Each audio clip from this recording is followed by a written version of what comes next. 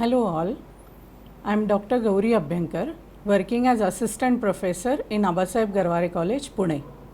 This session consists of study of nucleus, the second part of it. Here we are going to cover the nuclear import and export of various molecules through nuclear envelope. Now, as you all know, nuclear envelope is a punctate structure which consists of large number of nuclear pores.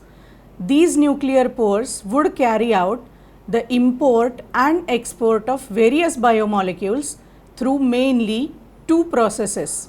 One is simple diffusion, which is a passive transport, and the other is selective active transport. Now, the smaller molecules can pass through nuclear pore through simple diffusion. Those molecules which are usually less than 60 kilodaltons in size can go for passive transport, whereas larger molecules would require selective active transport. Now, this selective active transport is very important and crucial in all eukaryotic cells. The selective transport would carry out or would require large number of receptors. Now, large number of proteins would be transporting either from nucleus to the cytoplasm, or they are also transported from cytoplasm to the nucleus. So, this session would be done with the learning objective as nuclear import and export of various molecules across the nuclear envelope. All of us know that many different proteins like histones, DNA and RNA polymerases, various transcription factors, splicing factors are imported into the nucleus from cytoplasm. The transport is a two-step process.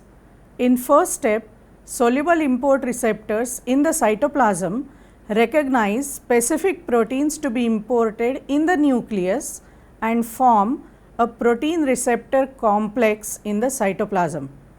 The next step is subsequent transport of the protein receptor complex into the nucleus through nuclear pore complexes. The proteins to be imported contain a specific amino acid sequence called as nuclear localization signal. These signals are recognized by the transport receptors, and only those proteins which have these signals can pass through nuclear pore complex. The slide shows you two different types of nuclear localization signals. The first nuclear localization signal was characterized in simian virus 40, that is SV40. The nuclear localization signal in SV40 was 7 amino acid sequence necessary for nuclear transport of T antigens.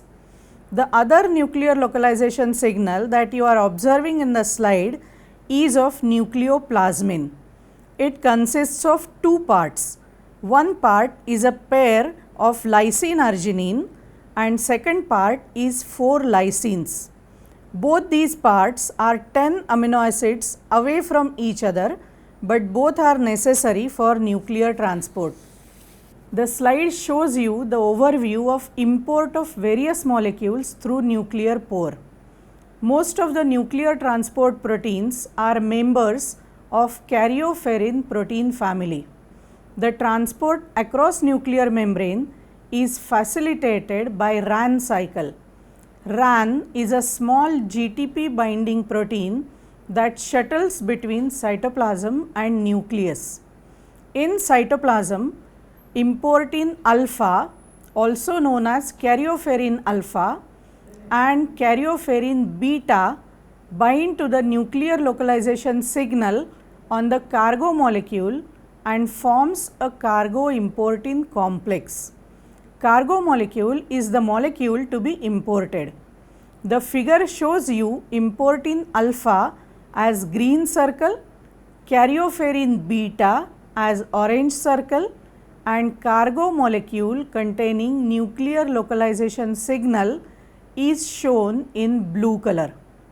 Once the cargo importin complex is formed, it passes through the meshwork of nucleoporins. When it reaches the nucleus, then importin beta from this complex binds tightly to the RAN GTP present in the nucleus. This binding causes change in the conformation of importin. Due to this conformational change, cargo molecule dissociates from cargo importin complex. The importin beta RAN GTP complex then leaves the nucleus so that importins return to the cytoplasm.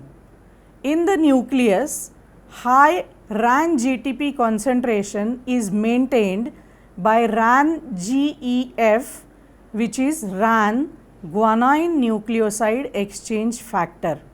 It is an enzyme that stimulates conversion of GDP to GTP. Whenever importin RAN GTP complex reaches the cytoplasm, RAN GTP undergoes hydrolysis and becomes RAN GDP. Once RAN GDP is formed, importin can no longer bind to it and so it is released. The importin is now free to go again and form complex with another cargo molecule. RAN GDP has its own import receptor known as NTF2. This NTF2 transports RAN GDP to nucleus so that RAN GTP is regenerated in the nucleus. Here you can see the export pathway showing transport of various molecules from the nucleus to cytoplasm. Cargoes or proteins that are destined to be transported from the nucleus show a nuclear export signal. You can see cargo proteins in blue color again. Such proteins form a complex with CRM1 and RAN GTP before they are exported out of the nucleus. CRM1 is shown as green circle and RAN GTP as violet rectangle in the figure.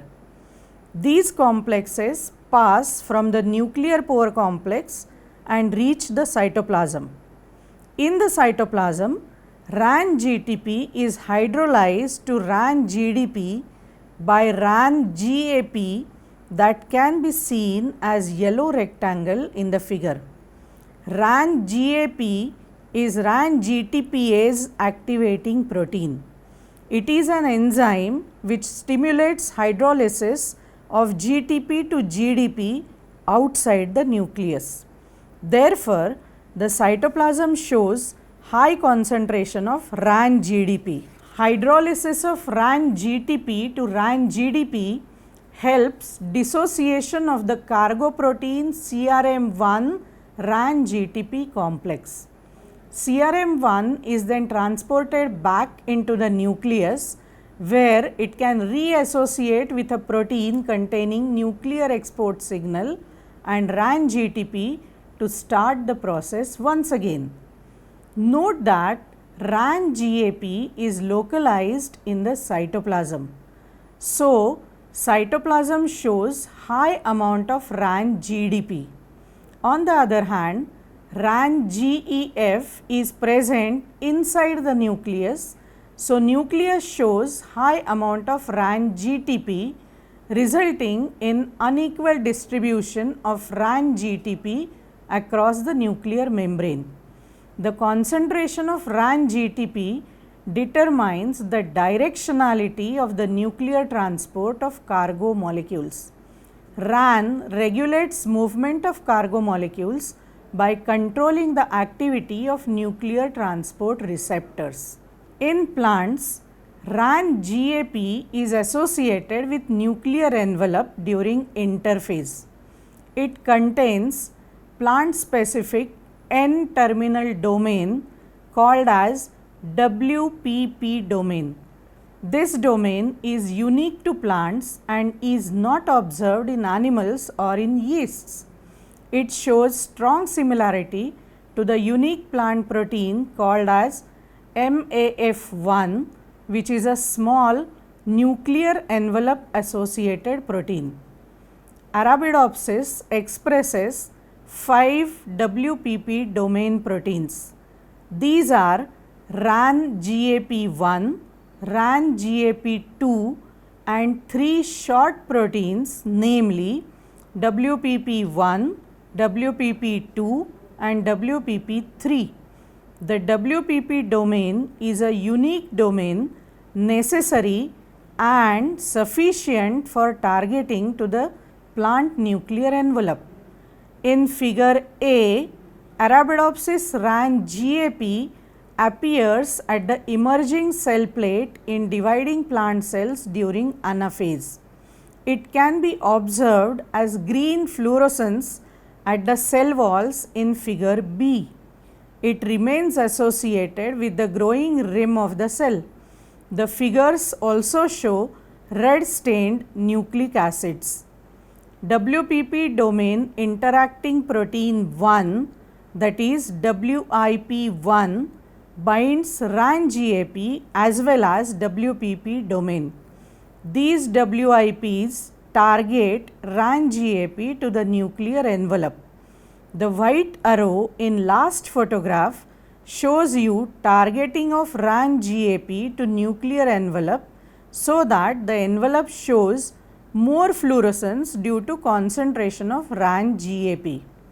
In addition to transport through nuclear pores, RAN cycle is crucially involved in assembly of nuclear pore complex, in regulating spindle formation, kinetochore attachment and nuclear envelope assembly during mitosis.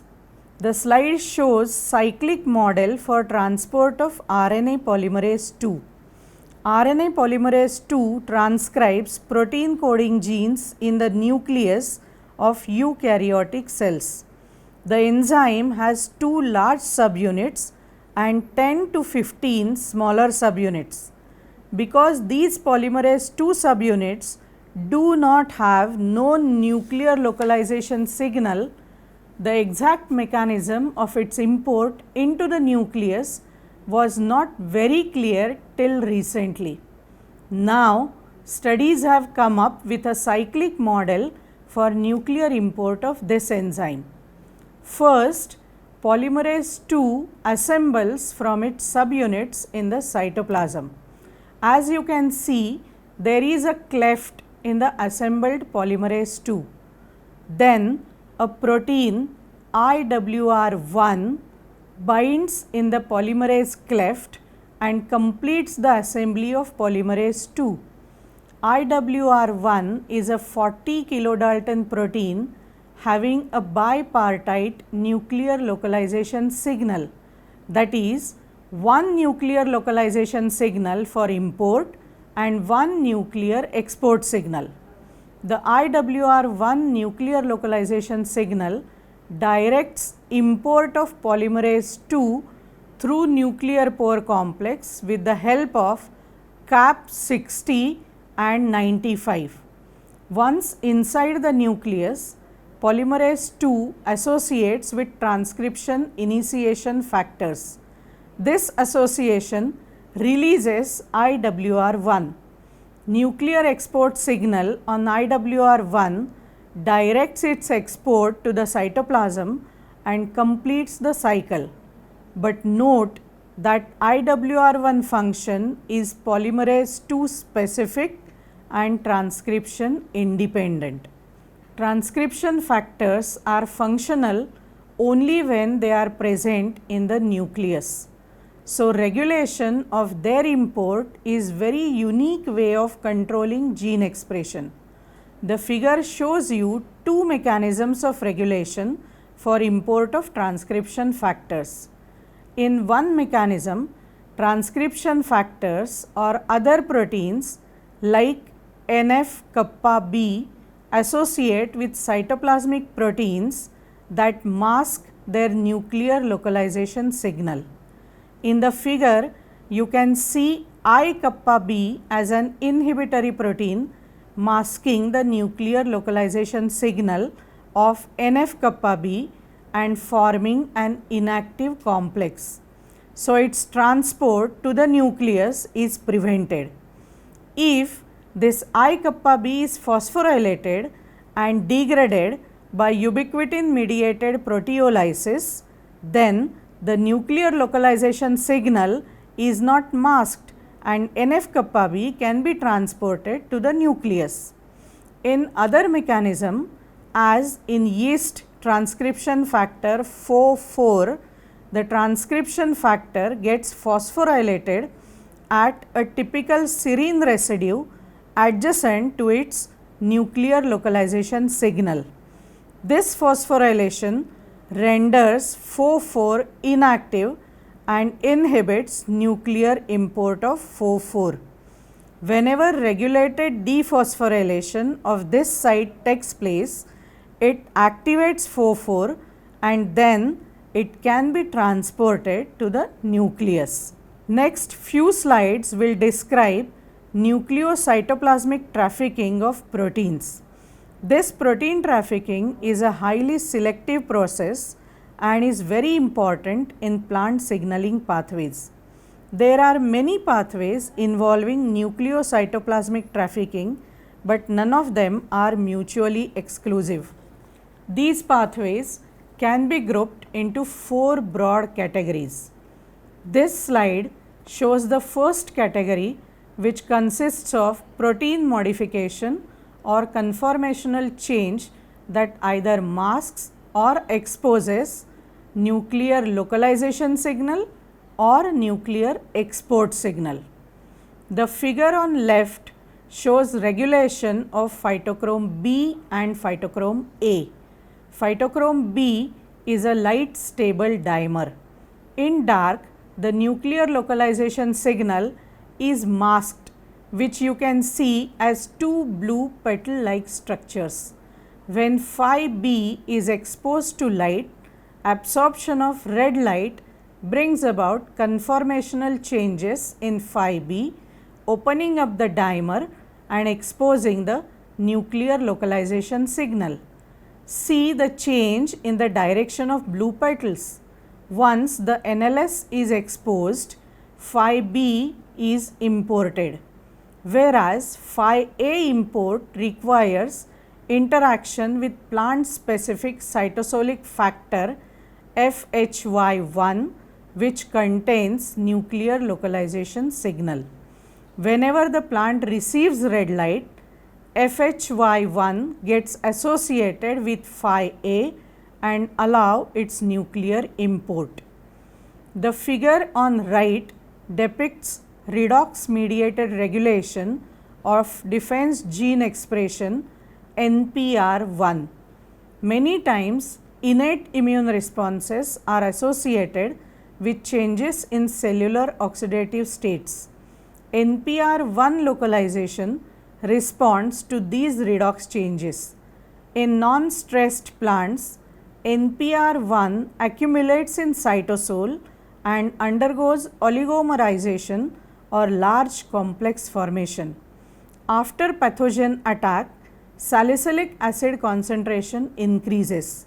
As a result, NPR1 monomers are released from the complex and are transported to the nucleus.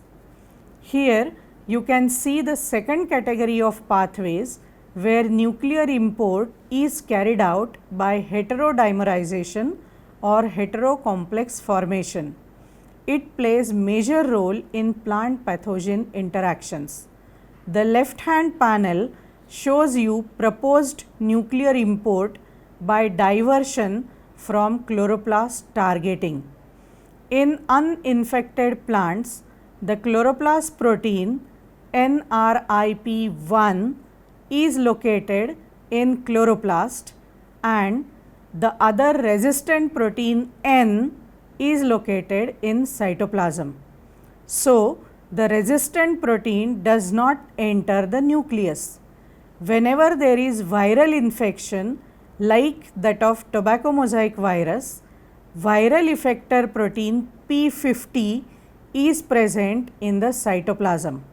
Now, NRIP1 forms a complex with P50 and a resistance protein N in the cytoplasm, and this complex then enters the nucleus. The right hand panel shows you regulation by heterocomplex formation in Arabidopsis, circadian clock factor TOC1 and PRR5. Both show peak expression during early evening and are able to heterodimerize in vivo. A large proportion of PRR5 is always present in nucleus independent of TOC1 levels. But when PRR5 is overexpressed, TOC1 is concentrated in nucleus. So, PRR5 facilitates or helps both nuclear accumulation and hyperphosphorylation of TOC1. The slide mainly focuses on last category of pathways, that is cytoplasmic retention by membrane association and its release by proteolysis. Again, see the figure in left hand panel. Heat stress induces proteolytic release of BZIP28 from membrane of endoplasmic reticulum and its redistribution to nucleus. Figure in the right hand panel shows regulation by 14-3-3 interaction. GA3 encodes Nt-kaurin oxidase that acts early in gibberellic acid biosynthetic pathway. A transcription factor RSG activates gibberellic acid. In absence of gibberellic acid, RSG distributes equally between cytoplasm and nucleus. When gibberellic acid is applied, RSG is rapidly partitioned in cytoplasm through phosphorylation and subsequent binding to a 14-3-3 protein. This response results in gibberellic acid mediated downregulation of its own biosynthesis. Similar mechanism is observed in brassinosteroid signaling. Phosphorylation of transcription factor BZR1 promotes binding to 14-3-3 protein, causing cytoplasmic retention and or nuclear transport. Pre-60S ribosomal subunit undergoes a complicated series of assembly steps in the nucleolus and reaches cytoplasm. It recruits several different classes of export receptors. The CRM1 export receptor binds in the presence of RAN-GTP to the nuclear export signal containing adapter NMD3.